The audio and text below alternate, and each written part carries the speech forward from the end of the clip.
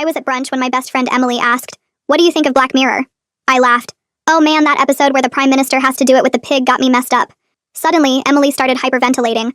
She crashed to the floor and someone screamed, "She's pregnant! Someone call 911. I dropped beside her trying to help, but she looked at me with pure terror and whispered, "How could you say that?" before the EMTs rushed her away. I figured that the pregnancy hormones were making her extra sensitive. And by the time I got to the hospital, I'd already stopped at CVS and loaded up a basket with everything a hormonal pregnant woman could need. The woman behind the desk looked at my gift basket and her face changed completely. "You really shouldn't be here." Before I could explain about the pregnancy supplies, security was already grabbing my arms and physically escorting me to the parking lot. All I wanted was to give my pregnant friend some tea. The next morning, I called around until I found a therapist who specialized in pregnancy hormones. Dr. Alice Swan came highly recommended and cost $300 per session. I felt so guilty that I prepaid for 6 sessions and gave them Maya's information. 2 hours later, my phone rang. "I can't accept blood money." Dr. Swan's voice was ice cold before she hung up. My credit card was refunded within the hour. By Wednesday, I was desperate. Emily loved prenatal yoga more than anything, so I drove to her studio to surprise her with a $500 gift card. The instructor saw me through the glass and ran outside to block the door. "She's been coming here since the assault." I felt like I'd been slapped. "What assault?" "She's pregnant. I'm trying to help with her hormones." The woman looked at me with complete disgust and went back inside, locking the door behind her. That's when my phone rang. It was my mother. "Is it true you said something about a pig?" My stomach dropped. "Mom, it was just about a TV show. Black Mirror. That one episode." The silence stretched for 3 seconds before she hung up. I tried calling back, but I was blocked. My own mother blocked me. 20 minutes later, I got removed from every group chat I was in with Maya. The only message I saw before getting kicked was, "I can't believe you'd bring that up knowing what happened." My friend Claire texted me privately. "That wasn't about a TV show and you know it." When I tried to grab coffee at our usual place, the manager met me at the door.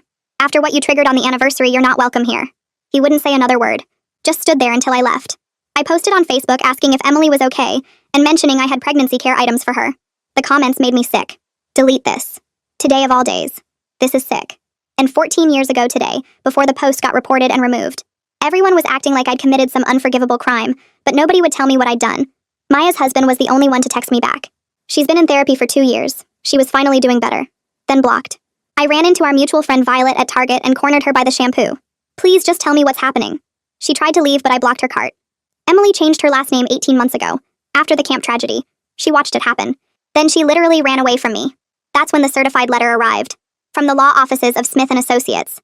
Cease and desist for intentional infliction of emotional distress regarding the Waterside Lake incident.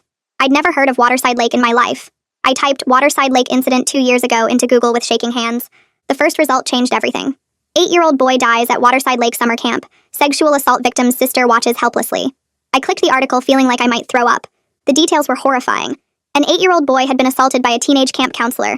When the boy tried to tell his sister, the counselor had screamed that he was lying, that he was dirty, called him a pig in front of everyone. The boy had run into the lake crying and drowned while his sister Emily tried desperately to save him. The counselor kept screaming, "Dirty pig," even as they pulled his body from the water. My hands shook as I typed out a text.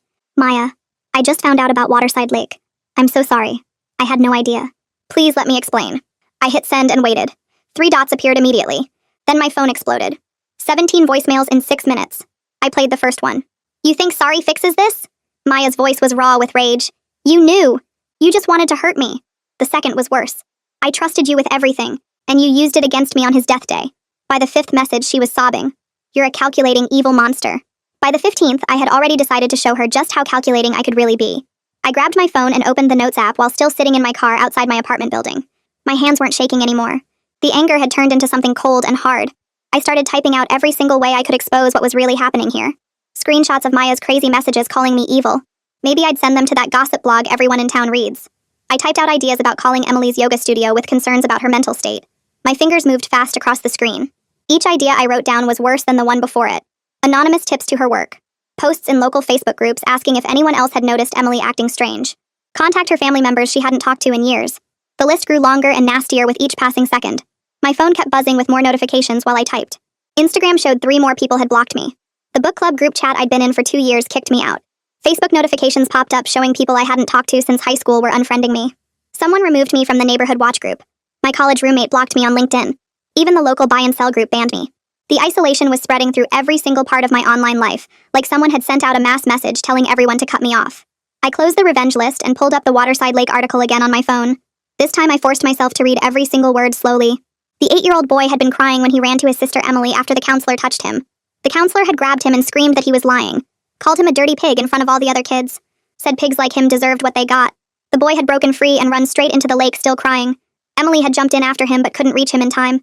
The counselor kept screaming "dirty pig" over and over, even as they pulled his small body from the water. Other campers said Emily had to be physically restrained from attacking the counselor. She'd been 14 years old. My stomach turned, but I kept reading. The counselor had been arrested but released on bail. Died in a car accident 3 months later before the trial. Emily's family moved away immediately after. The cease and desist letter was still sitting on my passenger seat where I'd thrown it earlier.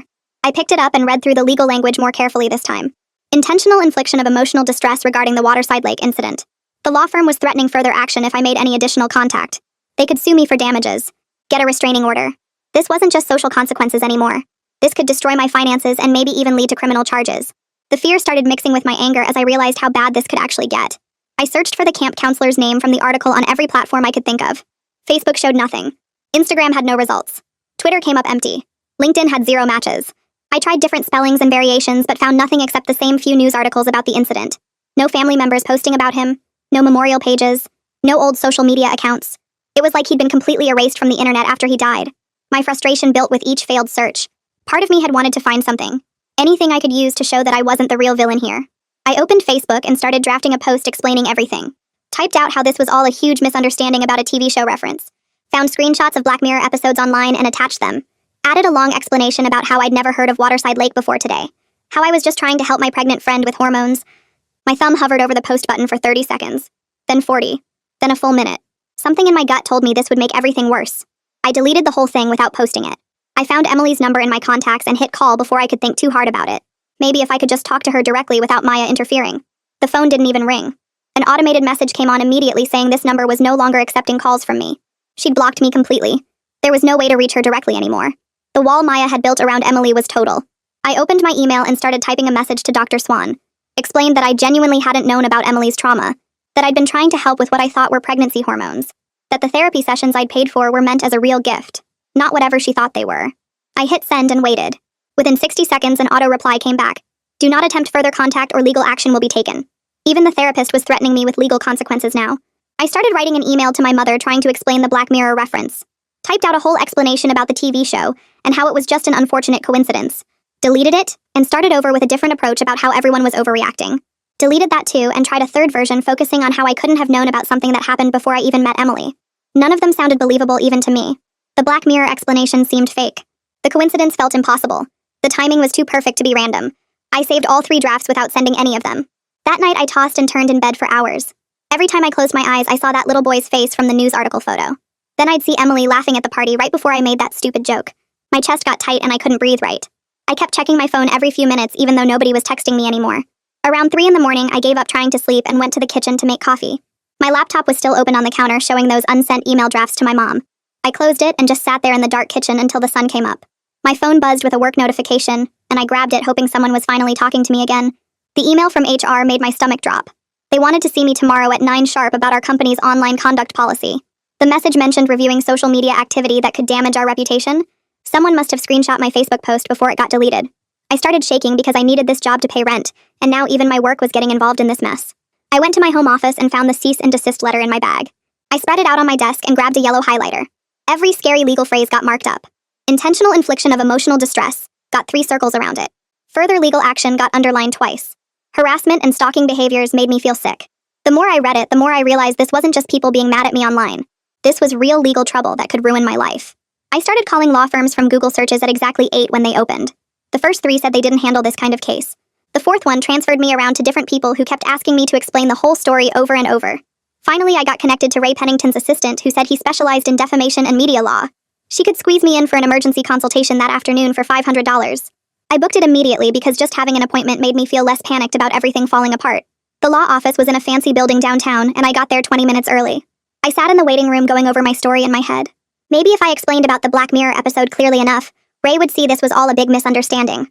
People were overreacting to an innocent TV reference, and once everyone calmed down, it would blow over. The pregnancy supplies I bought for Emily were still in my car, and I kept thinking about how I just wanted to help my friend.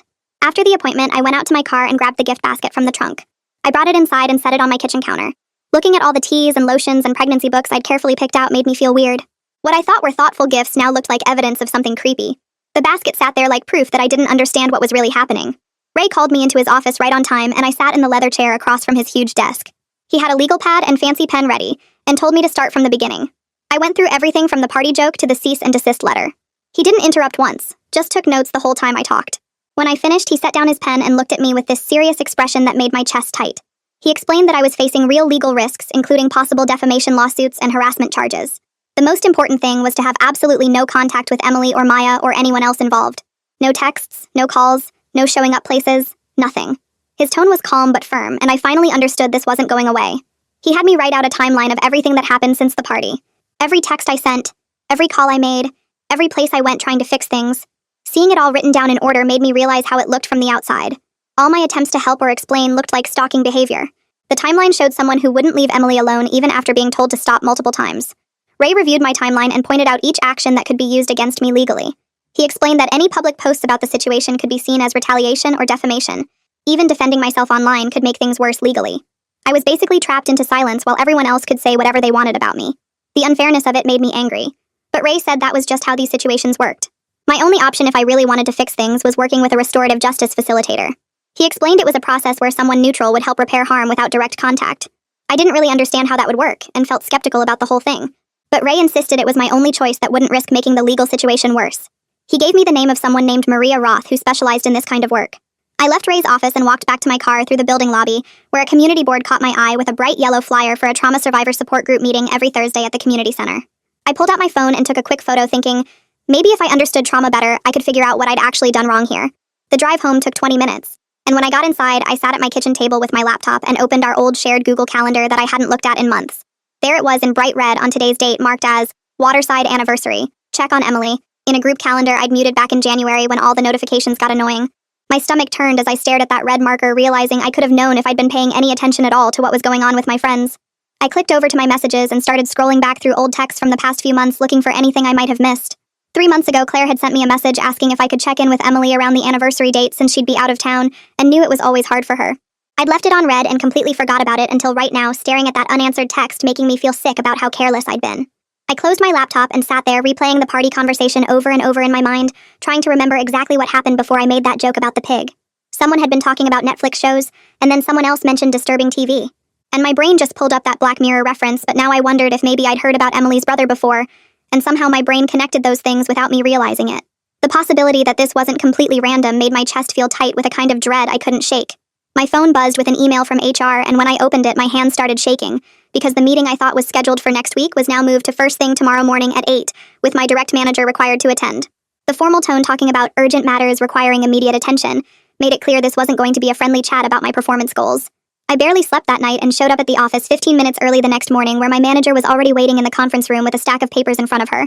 She didn't even say good morning before she started reading from the company policy manual about conduct that could damage organizational reputation, including any behavior on or off company time that could reflect poorly on our values and mission.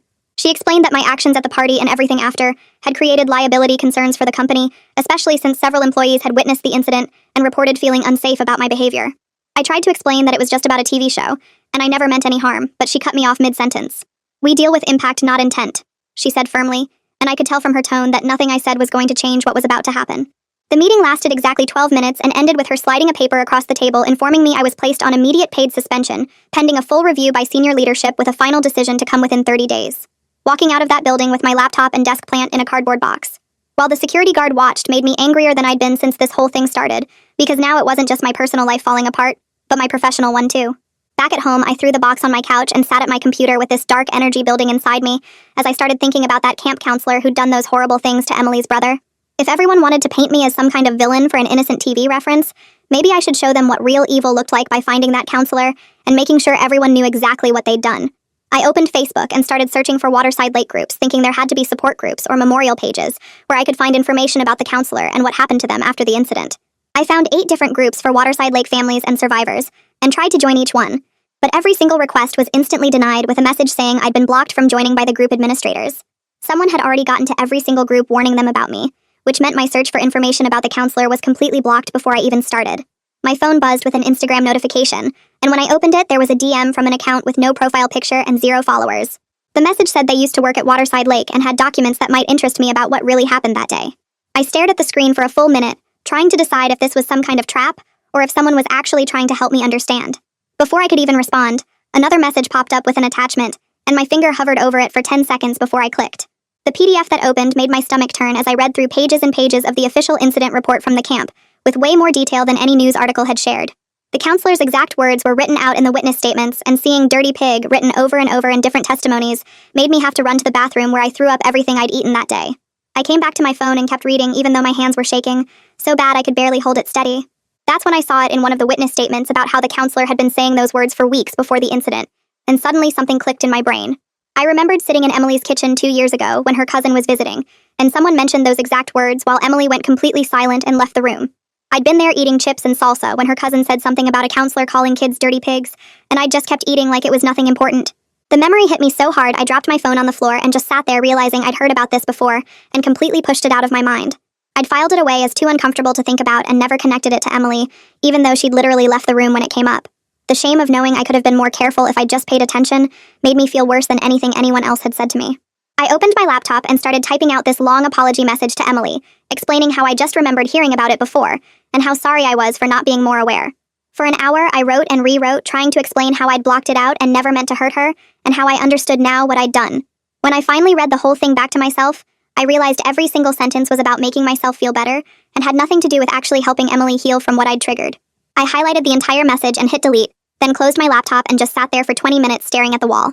I picked up my phone and called Ray's office even though it was past 6, and he actually answered on the second ring. I told him I needed to be honest about something, and explained how I'd just remembered hearing about the incident before, even if I hadn't consciously connected it to Emily. He listened without interrupting, then said if I wanted to pursue any kind of restorative process, I had to be completely honest about everything, even if it made me look worse. He said trying to hide anything would just cause more harm, and I needed to accept that my actions had consequences regardless of what I remembered or didn't remember. 10 minutes after we hung up, an email came through from Ray with contact information for someone named Maria Roth, who specialized in restorative justice work. He'd already called her and given her the basic situation, and she was willing to do an initial consultation if I was serious about accountability and not just trying to make myself feel better. That same afternoon, my phone rang with a blocked number, and when I answered, Maria introduced herself in this calm, professional voice that somehow made me feel both nervous and relieved. She laid out exactly what this process would require, including absolutely no contact with Emily, full accountability for the harm I'd caused, and concrete steps toward repair that went beyond just saying sorry. Her structured approach with clear rules and expectations felt like the first solid ground I'd had since this whole thing started, even though I knew it was going to be hard. I started trying to explain my side of the story about how I didn't know about Emily's trauma, and was just making a TV reference, but Maria cut me off before I got 3 sentences in. She redirected me to focus on the impact of my actions instead of my intentions, and said we weren't going to spend time on what I meant to do, but on what actually happened to Emily. My first instinct was to get defensive and explain that intentions matter, but something in her steady voice made me stop and actually listen to what she was saying. She assigned me to write an accountability letter that focused only on my actions and their impact, with absolutely no excuses or explanations about what I intended or didn't know. The rules were simple but felt impossible as she listed them out, including no use of the word but, and no sentences that started with, "I didn't mean to," or "I wasn't aware." She said the letter needed to acknowledge specific harms, take full responsibility without deflection, and outline concrete commitments for ensuring this never happened again. After she hung up, I sat at my kitchen table with a blank piece of paper and a pen, trying to figure out how to write something that didn't include any justification for what I'd done. I spent 3 hours staring at that blank paper before I gave up and went to bed. The next morning, Maria texted me an address for a trauma support meeting happening that evening at the community center downtown. I showed up 20 minutes early and sat in my car watching people go inside carrying tissues and water bottles. The meeting room had chairs arranged in a circle, and I took a seat near the door trying to look invisible. A woman started talking about her son who died in a car accident 5 years ago, and how certain songs on the radio still made her pull over and sob. Another man described how the smell of burning leaves brought back memories of finding his brother after a house fire. Person after person shared stories about tiny things that triggered huge waves of pain. A mother talked about how people telling her to move on from her daughter's death felt like being hurt all over again. She said when people acted like her grief was too much or lasted too long, it made her feel crazy and alone. Something twisted in my stomach as I recognized myself in her words. I'd been doing exactly that to Emily by acting like she should be over something that happened just 2 years ago. The meeting ended, and I drove home with all those stories running through my head. I sat down at my kitchen table and tried writing the letter again, but kept catching myself making excuses. Every other sentence started with explaining why I didn't mean to hurt her, or how I couldn't have known. I read it back and saw how every line was really about making myself feel better, instead of taking responsibility. I crumpled it up and started over 4 more times before finally sending what I had to Maria. Her email came back 2 hours later with the document covered in red comments. She'd crossed out entire paragraphs and written notes like, "This is a justification," and "remove this excuse," and "focus on your actions, not your feelings." One section where I'd written about not knowing Emily's history had a big note saying, "irrelevant to the harm caused." Maria had basically torn apart everything I'd written, but included specific examples of better wording. Instead of saying I didn't mean to trigger her, she suggested simply stating that I said something that caused her pain. She wanted me to list specific things I would do going forward instead of vague promises to do better. I spent another 3 hours rewriting based on her feedback and realized I needed actual concrete steps, not just words. I made a list of real actions I could take, like signing up for trauma awareness training online. I found a drowning prevention charity and decided to make monthly donations. I wrote down that I would maintain complete no contact with Emily unless she reached out first. I added that I would follow whatever rules my job set without arguing or trying to explain my side. Having specific commitments instead of empty apologies made the letter feel more real and honest. My phone buzzed with an email from HR marked urgent, and I opened it with shaking hands. They were warning me that any public posts about the situation on social media would result in immediate termination. The message was clear that this included Facebook, Instagram, Twitter, or any other platform where I might try to defend myself. I replied acknowledging I understood, and would not post anything about what happened. Part of me wanted to argue that I should be able to tell my side, but I knew that would just make things worse. Right after the HR email, my phone lit up with a DM notification from that anonymous Instagram account. They'd sent a screenshot from my own Instagram from 8 months ago showing a comment I'd left on someone's photo. It was a picture from a birthday dinner, and I'd replied with 3 pig emojis under a photo that had Emily in the background. Seeing proof that I'd been carelessly using that specific image around her before made me feel sick. This wasn't just one random TV reference, but apparently a pattern of me being thoughtless. I went through my phone and deleted the entire folder where I'd been collecting information about the camp counselor. I'd saved articles and screenshots planning to track them down and expose what they did, but holding on to that anger wasn't helping anyone. I texted Ray telling him I was dropping any plans to find information about the counselor, and he replied saying that was the right choice. Letting go of those revenge fantasies felt like putting down something heavy I'd been carrying. I found the yoga studio gift card in my car and drove to the post office to mail it back. I wrote a short note to the studio owner apologizing for any disruption I'd caused by showing up that day. I didn't mention Emily or try to explain the situation, just said I was sorry for the disturbance and hoped the gift card could be used for someone else. Dropping it in the mailbox felt like one small thing I could actually fix. That night, I went online and found a drowning prevention organization that worked with camps and swimming programs. I set up a monthly donation of $50 in memory of Emily's brother, without using Emily's name anywhere. The charity had an option to make donations anonymous, so there would be no way for it to get back to Emily or seem like I was trying to buy forgiveness. Making that commitment felt serious and real in a way that just saying sorry never could. Maria called me that afternoon to say she was putting together everything for Emily. She had my accountability letter printed on nice paper, along with copies of the donation receipts and training enrollment confirmations. I drove to her office and signed 3 copies of the packet, while my hands shook a little. Maria said she'd send it through Emily's husband, so there wouldn't be any direct contact from me. I went home and tried to keep busy but kept checking my phone every 5 minutes. The first day passed with nothing, and I started writing in this old notebook I found in my desk drawer. I wrote down every time I wanted to text Emily or Maya or check if they'd gotten the packet. The urge hit me about 40 times that first day, and writing it down helped me not actually do it. The second day was worse because the waiting made me anxious, and I filled 20 pages with random thoughts about boundaries and why they matter. My phone finally rang on the 3rd morning, and it was the HR manager saying they'd made their decision. She told me I was keeping my job, but with a formal written warning that would stay in my file for a year. I'd also be on probation for 6 months, which meant any small mistake could get me fired immediately. The relief of not losing my income mixed with knowing everyone at work would know what happened. Ray emailed me a copy of the response he'd sent to the cease and desist letter 2 days earlier. It confirmed I was following all their demands and listed everything I'd done to show accountability. He said the legal threat should be over now as long as I kept following the agreement completely. My phone buzzed while I was reading Ray's email and my mom's name showed up on the screen. The text just said, "Heard. Processing." And nothing else. I stared at those 2 words for probably 10 minutes trying to figure out if it was good or bad. At least she wasn't blocking me anymore, even if she wasn't ready to actually talk. Maria emailed me that evening saying Emily had received everything and had some specific conditions she wanted met. The list came through her husband and included 1 full year of no contact starting from that day. I also had to complete all the trauma training I'd signed up for and couldn't post anything online about the situation ever. The last condition was that I couldn't try to contact any of their mutual friends to talk about Emily or what happened. Maria had already drafted a formal agreement with all of Emily's conditions spelled out clearly. I printed it at the library since my printer was broken and took it to get notarized at the bank. The notary asked if I understood what I was signing, and I said yes, even though my voice cracked a little. I made copies for Maria, Ray, and kept one for myself to remember what I'd promised. Claire texted me that night with just, "Stick to the agreement and we'll see," which was the first contact from any of our friend group. Her tone wasn't warm, but at least she was leaving the door open a tiny crack for the future. The next morning, I went to get coffee and the manager stopped me at the counter. He said I could order to go, but couldn't use the tables or Wi-Fi anymore. I just nodded and ordered my usual latte without arguing or trying to explain my side. Walking out with my coffee, I saw our whole friend group at their usual table and nobody looked up. That afternoon, someone posted something about me on Facebook that wasn't true at all. I typed out this long response explaining what really happened with screenshots and everything. My finger hovered over the post button for a full minute before I remembered the agreement and deleted the whole thing. I closed Facebook and put my phone in a drawer to stop myself from going back to look. Each time I chose not to defend myself, it got a tiny bit easier to let go of the need to control the narrative. The trauma awareness course took me 4 weeks to finish since I could only do it after work and on weekends. Each module started with videos of people talking about their experiences, and I had to pause constantly because hearing their stories made my chest tight. The bystander intervention part taught specific steps like creating distractions or getting help instead of just watching bad things happen. I clicked through quiz after quiz about recognizing warning signs and understanding how trauma affects memory and behavior. When the certificate finally showed up in my email, I saved it to 3 different folders and printed out 2 copies. Saturday morning came and I drove to the community center where the water safety program met in their indoor pool area.